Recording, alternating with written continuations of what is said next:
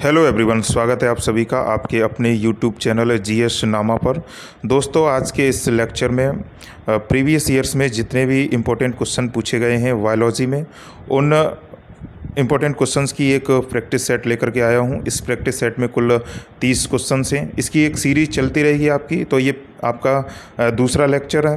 तो इस सीरीज़ को आप लोग फॉलो करते रहना, और आपके जितने भी वनडे एग्ज़ाम्स हैं उसके लिए ये काफ़ी इंपॉर्टेंट सीरीज़ रहेगी। और इसका जो पीडीएफ है उसको टेलीग्राम चैनल पर शेयर कर दिया जाएगा। उसका लिंक आपको डिस्क्रिप्शन बॉक्स में मिल जाएगा, आप लोग वहाँ से उसको देख सकते हैं। ठीक है दोस्तों, तो चलिए शुरू करते हैं आज की क्लास को। तो पहला इसमें जो क्वेश्चन है उसको देखते हैं कि शरीर में सबसे बलशाली पेशी पाई जाती है। तो शरीर में सबसे बलशाली पेशी कहाँ पाई जाती है? आपकी जबड़े में पाई जाती है। ऑप्शन इसका सी सही रहेगा। तो जो पेशी का मतलब क्या होता है? सिंपल सा, मांसपेशियाँ होती हैं, और मांसपेशियाँ इसी को इंग्लिश में मसल्स कहते हैं, मसल्स कहा जाता है। और शरीर के अंतर्गत मसल्स की जो संख्या होती है वो लगभग 640 है। और ये मसल्स क्या काम करती हैं? जो मसल्स का काम क्या होता है, जो शरीर की हड्डियाँ होती हैं उनको ये क्या करती हैं? मजबूती प्रदान करती हैं। हड्डियों को मजबूती प्रदान करती हैं कौन? मांसपेशियाँ। तो उसी में सबसे मजबूत जो पेशी है उसको क्या कहते हैं? वह कहाँ पाई जाती है? जबड़े में पाई जाती है। और अगर ये पूछा जाए कि सबसे मजबूत हड्डी, और मजबूत हड्डी कहाँ पाई जाती है, वो भी कहाँ आपकी पाई जाती है? जबड़े में पाई जाती है। और उसको क्या कहते हैं? मैंडिबल कहा जाता है, मैंडिबल कहा जाता है। ठीक है, मैंडिबल। अगला क्वेश्चन है, बाह्य कर्ड का कठोर लचीला भाग बना होता है। तो बाह्य कर्ड यानी कि बाहरी कान हो सकता है, ये कर्ड त्वचा हो सकती है। तो उसका जो कठोर लचीला भाग किसका बना होता है? आपका उपास्थि का बना होता है, यानी कि इसी को कार्टिलेज कहते हैं। अब कार्टिलेज क्या होते हैं? आपके कार्टिलेज अगर देखा जाए तो जो बोन्स आपकी बनती हैं, उन्हीं बोन्स आपकी क्या है? एक मजबूत त्वचा होती है, एक तरीके से मजबूत कंकाल होता है। और उन्हीं का जो मुलायम भाग होता है, उसका जो भीतरी भाग होता है, मुलायम पार्ट होता है, उसी को कार्टिलेज कहा जाता है। ठीक है, और इसी से आपका फिर आगे चल करके क्या बनता है? अस्थि बनता है, उसको बोन्स कहते हैं। और ये अस्थि को, जो दो अस्थियों को आपस में जोड़ता है, उसको क्या कहा जाता है? लिगामेंट कहा जाता है। अगला क्वेश्चन है, मानव के रक्त की सामान्य पीएच वैल्यू क्या होती है? तो मानव रक्त की सामान्य पीएच वैल्यू क्या होती है? आपकी 7.4 होती है। 7.4 यानी कि 7.4 का मतलब क्या हुआ कि मानव रक्त का जो पीएच मान कैसा है? क्षारीय है। जब कोई भी चीज़ 7 के ऊपर चली जाती है तो वो क्षारीय होती है, और 7 से नीचे होती है तो वो कैसी होती है? एसिडिक होती है। अगला क्वेश्चन है, अधिक समय तक किसी व्यक्ति में रक्तस्राव यानी कि ब्लीडिंग रुकता नहीं है, तो इसका कारण निम्नलिखित में से किसी एक में दोष डिफेक्ट होता है। तो जो ब्लीडिंग अगर किसी के शरीर में हो रही है और वो रुकती नहीं है, खून के थक्के नहीं जमते हैं, तो वो किस वजह से नहीं जमते हैं? इसके ऑप्शन है आरबीसी, रुधिर प्लाज्मा, बिम्बाणु, लसिका, कोशिका। तो उसका जो आंसर होगा उसका मतलब क्या है? बिम्बाणु, यानी कि थ्रोम्बोसाइट्स। यही बिम्बाणु आपके क्या होते हैं? प्लेटलेट्स होते हैं। तो तभी आपने देखा होगा, अगर प्लेटलेट्स की कमी हो जाती है तो उससे क्या होता है कि शरीर में रक्त के थक्के नहीं जमते हैं। और इन प्लेटलेट्स की शरीर में लगभग संख्या कितनी होती है? 2 लाख से लेकर के 4 लाख, 2 लाख से लेकर के लगभग 4 लाख तक होती है। तो तभी कहा जाता है कि अगर 1.5 लाख से नीचे प्लेटलेट्स हो जाती हैं तो ये शरीर के लिए खतरनाक होती हैं। और यही प्लेटलेट्स का काम क्या होता है? शरीर में थक्का जमने का कार्य करती हैं। अगला क्वेश्चन है, रुधिर दाब ब्लड प्रेशर का नियंत्रण करता है। तो रुधिर दाब यानी कि ब्लड प्रेशर पर कौन नियंत्रित करता है? इस पर नियंत्रित करता है एड्रीनल हार्मोन्स होता है। ये एक एड्रीनल हार्मोन्स, यही ब्लड प्रेशर पर नियंत्रण करता है। ये थक्का क्लॉट जमने के लिए आवश्यक क्या है? तो रक्त का थक्का जमने के लिए सबसे ज़्यादा आवश्यकता किसकी होती है? कैल्शियम की होती है। कैल्शियम की सबसे ज़्यादा आवश्यकता होती है। और इसी प्रकार से जो आपकी विटामिन के होती है, ये भी आपका किसमें काम करती है? रक्त का थक्का जमने में कार्य करती है। अगला क्वेश्चन है, रक्त के प्लाज्मा के सबसे अधिक होता है। तो रक्त के प्लाज्मा में सबसे अधिक क्या पाया जाता है? जल पाया जाता है, वाटर पाया जाता है। तो रक्त के प्लाज्मा में लगभग 90% क्या होता है आपका, वाटर होता है, 7% प्रोटीन होते हैं और 3% क्या होते हैं, मिनरल्स और सॉल्ट होते हैं। तो 90% यानी कि सबसे अधिकता किसकी होती है, जल की होती है, किसमें, रक्त के प्लाज्मा में। अगला क्वेश्चन है, रुधिर में एंटी स्कंदन यानी कि एंटी कोगुलेंट पदार्थ मिलाया जाता है। तो इसमें कौन सा ऐसा पदार्थ मिलाया जाता है जिससे कि आपका जो रक्त होता है उसमें गाढ़ापन बना रहे, मतलब कि गाढ़ापन बना रहे, या तो ज़्यादा वो गाढ़ा भी ना हो और ज़्यादा पतला भी ना हो। तो एक इसके लिए आपका इसमें क्या मिलाया जाता है, सोडियम ऑक्सेलेट को मिलाया जाता है, सोडियम ऑक्सेलेट को मिलाया जाता है।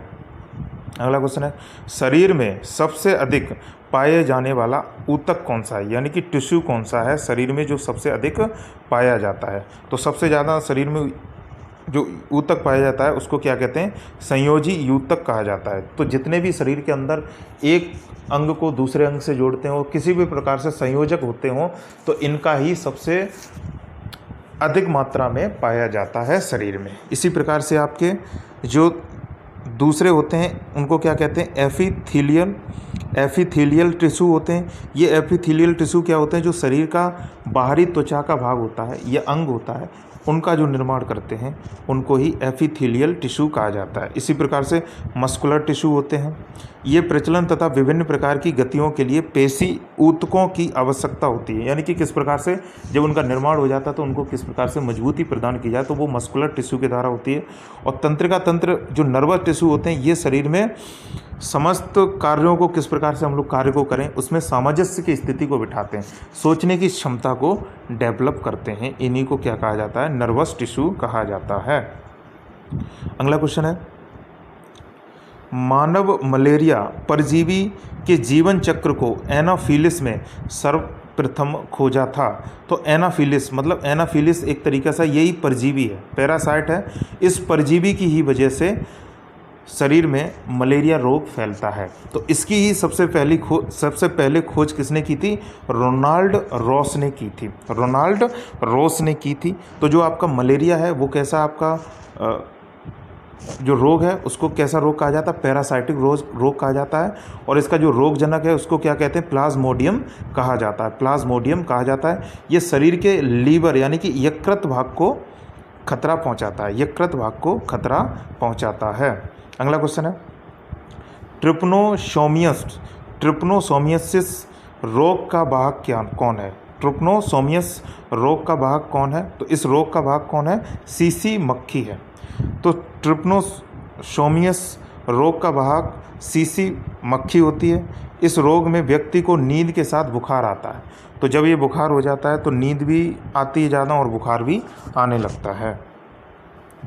अगला क्वेश्चन है, काला आजार के लिए उत्तरदायी प्रोटोजोआ है। तो काला आजार जो आपके रोग होता है उसके लिए किस प्रोटोजोआ से होता है, तो इसके लिए कौन सा है आपका, ये आपका कौन सा हो जाएगा, डी हो जाएगा, लिस्मानिया ये रोगजनक है। इसी से आपका क्या फैलता है, काला आजार फैलता है। और इसके लिए सैंड फ्लाई मक्खी जिम्मेदार होती है। कौन सी मक्खी, सैंड फ्लाई मक्खी जिम्मेदार होती है। मलेरिया के लिए महत्वपूर्ण दवा कुनैन निष्कासित होती है। जो कुनैन आपकी दवा है जो मलेरिया के लिए रोकथाम करती है, मलेरिया को रोकथाम करती है, ये किस पेड़ या पादप से पाई जाती है, तो इसको क्या कहते हैं, सिंकोना की छाल से पाई जाती है। ऑप्शन सी हो जाएगा सही। अगला क्वेश्चन है, मनुष्य में प्लाज्मोडियम हमला करता है। तो प्लाज्मोडियम अभी हम लोगों ने समझा था, प्लाज्मोडियम किसका रोगजनक है, ये मलेरिया का रोगजनक है। और इसी मलेरिया से शरीर का कौन सा अंग प्रभावित होता है, यकृत प्रभावित होता है। ठीक है, तो इसमें कौन सा आंसर हो जाएगा, यकृत कोशिकाएं। अगला क्वेश्चन है, निम्नलिखित में से कौन सा वाहक वेक्टर रोग का जोड़ा सही है। तो वेक्टर रोग जो एक जगह से दूसरी जगह फैलता हो, तो इसमें कौन सा रोग, मतलब कौन सा ऑप्शन सही है, तो इसमें ऑप्शन ए सही है, क्यूलेक्स से कौन सी बीमारी फैलती है, फाइलेरियासिस या फाइलेरिया, इसी को क्या कहते हैं, फाइलेरिया कहते हैं। और ये फाइलेरिया आपकी किस एक तरीके का एक मच्छर होता है, मक्खी होती है, उसको क्या कहते हैं, क्यूलेक्स कहते हैं। इसी क्यूलेक्स से वो फैलती है।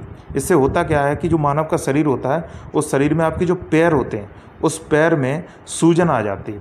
और ये जो पैर इतने सूज जाते हैं कि एक तरीके से ये हाथी के पैर लगने लगते हैं। इसी प्रकार से आपकी जो सैंड फ्लाई थी, सैंड फ्लाई से क्या होता है, कालाजार होता था, और जो ग्रह मक्खी होती है उससे हैजा यानी कि कॉलेरा फैलता है। तो डायरेक्ट आपका ग्रह मक्खी से नहीं फैलता, लेकिन इससे होता क्या है कि जब आप लोग गंदगी वगैरह रहती है तो गंदगी में जब वो कीटाणु फैलेंगे और उसी बैक्टीरिया से आपके क्या होता है, हैजा या कॉलेरा फैल जाता है। तो इसमें ऑप्शन सी ए याद रखना, क्यूलेक्स फाइलेरिया। अगला क्वेश्चन है, हाइड्रा है, तो हाइड्रा एक जीव होता है, ये किस प्रकार का जीव है, ये आपका मांसभक्षी जीव है यानी कि कॉर्निवोरस है, ये जलीय जीव होता है। इसको किस प्रकार का जीव कहा जाता है, मांसभक्षी जीव कहा जाता है, कॉर्निवोरस। तो आप लोगों को पता होगा शाकभक्षी हर्बीवोरस कौन होते हैं, कीटभक्षी इंसेक्टिवायरस, जो पेड़ पौधों पे डिपेंड रहे उनको शाकभक्षी कहते हैं, जो छोटे मोटे जीव जंतु को खाएं उनको कीटभक्षी कहते हैं, और जो मृतजीवी होते हैं, जो मृतक शरीर को खाते हैं, वो मृतजीवी होते हैं। अगला क्वेश्चन है, निम्नलिखित में से किस जंतु में तंत्रिका तंत्र तो होता है परंतु मस्तिष्क नहीं होता है, तो ये कौन सा जीव है, ये आपका हाइड्रा ही जीव है। इसमें मस्तिष्क नहीं होता है लेकिन तंत्रिका तंत्र तो होता है। तो सिंपल सी बात है, तंत्रिका तंत्र का भी काम क्या होता है, नर्वस सिस्टम। ये नर्वस सिस्टम ही होता है जो आपको सोचने समझने की क्षमता करता है। यही सिस्टम आपका किससे जुड़ा रहता है, ब्रेन से जुड़ा रहता है। ये खबर कहाँ देता है, ब्रेन को देता है, और इस हाइड्रा पशु में वो ब्रेन नहीं है। तो इसमें जो ब्रेन का काम कौन करता होगा, नर्वस सिस्टम करता होगा। अगला क्वेश्चन है, एलिफेंटिसिस फैलता है, तो एलिफेंटिसिस किससे फैलता है आपका, क्यूलेक्स मच्छर से फैलता है। तो हम लोगों ने अभी जो शुरुआत में देखा था ना फाइलेरिया, ये भी इसी प्रकार का रोगजनक है, इसी रोगजनक से होता है, इसी के द्वारा फैलता है, इसी मच्छर के द्वारा फैलता है। उसको क्या कहते हैं, क्यूलेक्स मच्छर कहा जाता है। अगला क्वेश्चन है, निम्नलिखित में से कौन सा जंतु श्वसन तो करता है परंतु श्वसन अंग नहीं होता है, तो श्वसन अंग किस में नहीं होता, केंचुआ में श्वसन अंग नहीं होता है। ये श्वसन करेगा, श्वसन की क्रिया भी होती होगी, लेकिन उसके कोई किसी प्रकार का अंग नहीं होता। जैसे आपके मैमल्स होते हैं, तो मैमल्स किससे करते हैं, लंग्स के द्वारा करते हैं। आपकी जो फिश होती हैं वो गिल से करती हैं। तो इसी प्रकार से आपके मेढक और टेडपोल होते हैं तो शरीर के बाहरी अंग से करते हैं। तो इनके कुछ different type of parts of body होते हैं, उनके द्वारा क्या किया जाता है, श्वसन तंत्र किया जाता है। लेकिन आपके केंचुआ में वो श्वसन अंग नहीं पाया जाता है। अगला क्वेश्चन है, तिलचट्टे में श्वसन अंग है, तो जो तिलचट्टा होता है उसमें श्वसन अंग कौन सा है आपका, ट्रैकिया होता है। ऑप्शन सी इसमें सही हो जाएगा, ट्रैकिया। तो ट्रैकिया को क्या कहा जाता है, श्वसन नली कहा जाता है, श्वसन नली। तो शरीर का जो श्वसन अंग होता है उसका जो शुरुआत होती है वो नोज से होती है। नोज के बाद ये आपका फाइलेक्स और लिनिक्स में बदल जाता है, गले में जाकर के, और वहीं से गले से जाते हुए एक नली होती है, उस नली को क्या कहते हैं, श्वसन नली कहा जाता है। और इसी श्वसन नली यानी कि ट्रैकिया से तिलचट्टे सांस लेते हैं। लंग्स से आपके मैमल्स, गिल से कौन लेते हैं, मछलियाँ वगैरह सांस लेती हैं। अगला क्वेश्चन है, फाइलेरिया रोग का संचरण होता है, तो फाइलेरिया रोग का संचरण कौन होता है, क्यूलेक्स होते हैं। फाइलेरिया रोग का जो अभी हम लोगों ने आगे पढ़ा था वह किससे फैलता है, क्यूलेक्स से फैलता है। ठीक। अगला क्वेश्चन है, मक्खी के लार्वा को क्या कहते हैं, मक्खी के लार्वा को मैगेट कहा जाता है। इसमें ऑप्शन सी सही हो जाएगा। ये लार्वा ही होता है जिससे कि रोग फैलते हैं।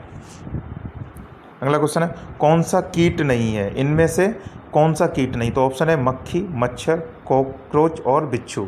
तो इसमें से ऑप्शन सी सही हो जाएगा, बिच्छू आपका कीट नहीं है। और इसको कौन से संघ में रखा जाता है, बिच्छू को ऑर्थोपोडा संघ में रखा जाता है, ऑर्थोपोडा संघ में रखा जाता है। एक जीव है एक तरीके का, इसको कीट नहीं कहा जाता है। अगला क्वेश्चन है, घरेलू मक्खी के लार्वा को कहते हैं, तो घरेलू मक्खी के लार्वा को क्या कहा जाता है, मैगेट कहा जाता है। अभी हम लोगों ने देखा था इसको। ठीक।